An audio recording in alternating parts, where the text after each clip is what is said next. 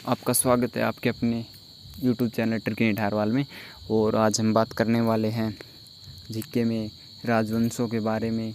आपको पता होगा राजवंशों से भी क्वेश्चन आपके पूछे जाते हैं नेवी एयरफोर्स में, SSGD में, क्योंकि जो पुराना इतिहास है हमारा पास्ट है भारत का, उससे भी तो क्वेश्चन आते हैं। आपको पता होगा शायद इस बार एयरफोर्स के एग्ज़ाम में आया था समुद्रगुप्त। भारत का नेपोलियन किसे कहते हैं? समुद्रगुप्त को। आपके एग्ज़ाम में आया होगा शायद, डेट तो मुझे खैर पता नहीं, आपको देखना, आपको पेपर में आया होगा तो आपको पता ही होगा। तो आज स्टार्ट करते हैं। आज एक ही राजवंश कराया जाएगा, आपको ध्यान से देखना। राजवंश का नाम है गुप्त वंश और इसके संस्थापक कौन थे? श्रीगुप्त। गुप्त वंश के संस्थापक कौन थे? श्रीगुप्त। देखो वीडियो में याद हो जाना चाहिए आपको, इस हिसाब से पढ़ाएंगे आपको और आप भी वीडियो में याद करने की कोशिश करेंगे। इसके संस्थापक कौन थे? श्रीगुप्त। और इसकी राजधानी कौशाम्बी के निकट, कौशाम्बी के निकट। इसकी राजधानी तो कौशाम्बी के निकट थी। ठीक है, इसके प्रमुख तथ्यों की बात कर लेते हैं। इसकी स्थापना 260 ईस्वी में हुई थी। इसकी स्थापना 260 ईस्वी में हुई थी। और इस वंश के प्रमुख शासक थे चंद्रगुप्त प्रथम और दूसरे थे, जो आपको मेन है ना वही लिखवाए जाएंगे। शासक तो जैसे आपको पता होगा बहुत हुए हैं, लेकिन जो मेन थे वही लिखवाए जाएंगे आपको। इसमें इस वंश में प्रमुख शासक चंद्रगुप्त प्रथम था। उसके बाद समुद्रगुप्त, जिसे भारत का नेपोलियन कहा जाता है। ये इस बार एयरफोर्स के एग्जाम में पूछा गया क्वेश्चन है, भारत का नेपोलियन किसे कहा जाता है? तो किसे कहा जाता है? समुद्रगुप्त को। और चंद्रगुप्त द्वितीय, जिसे विक्रमादित्य के नाम से भारत में जाना जाता है, विक्रमादित्य। और कुमारगुप्त, स्कंदगुप्त और भानुगुप्त और इत्यादि, इतने ही है बस।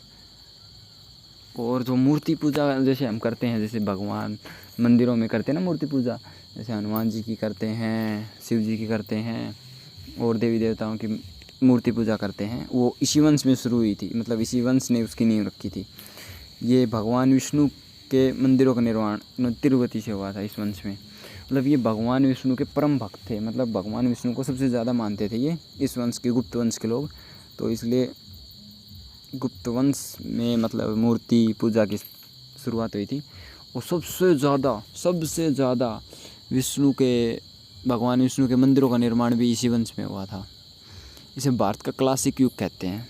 इसे भारत का क्लासिक युग कहते हैं। ये भी एयरफोर्स के एग्ज़ाम में पूछा गया क्वेश्चन है, भारत का क्लासिक युग किस वंश को कहा जाता है? गुप्त वंश को। तो याद रखना, जिसमें समस्त वर्गों तथा महिलाओं को समान अधिकार प्राप्त थे। मतलब इसमें इस वंश में भेदभाव नहीं किया जाता था, ये स्त्री है, ये पुरुष है, मतलब इनमें समान अधिकार प्राप्त थे। अब तो क्या है कि रिजर्वेशन ज़्यादा चल रहा है आजकल। राजस्थान में तो मीणाओं का जैसे रिजर्वेशन ज़्यादा है ना, तो पहले सभी को समान अधिकार प्राप्त थे, इसलिए इसे क्लासिक युग भी कहते हैं। इसमें महाकवि कालिदास का तो आपने नाम सुना ही होगा। महाकवि कालिदास, जिन्होंने प्रमुख बहुत ज़्यादा रचनाएं की हैं। कालिदास, भास्कराचार्य और खगोल शास्त्री आर्यभट्ट इस युग में जन्मे थे। आर्यभट्ट, जिन्होंने शून्य का वो किया था, मतलब पहचान की थी। आर्यभट्ट, खगोल शास्त्री आर्यभट्ट, ये सभी इस युग में जन्मे थे। मतलब इन सभी का जन्म इस युग में हुआ था, गुप्त वंश में। तो एक बार फिर से दोहरा लेते हैं। गुप्त का नाम, मतलब राजवंश का नाम क्या है? गुप्त वंश। उसके संस्थापक कौन थे? श्रीगुप्त। आपको याद हो जाना चाहिए, ठीक है। एक बार फिर से दोहराएंगे। संस्थापक श्रीगुप्त, राजधानी कौशाम्बी के निकट। और इसके प्रमुख तथ्यों की बात कर लेते हैं। प्रमुख तथ्यों में इसकी स्थापना 260 ईस्वी में हुई थी। और इस वंश में प्रमुख शासक कौन कौन थे? समुद्रगुप्त, चंद्रगुप्त प्रथम, चंद्रगुप्त द्वितीय, स्कंदगुप्त, भानुगुप्त और कुमारगुप्त, यही थे। इनको आप याद रखना, दिमाग में बैठा लेना, ठीक है। आगे बात करते हैं। मूर्ति पूजा की स्थापना भी इसी वंश में हुई थी। जो हम मंदिरों में पूजा करते हैं ना मूर्ति पूजा, वो भी इसी वंश में स्टार्ट हुई थी।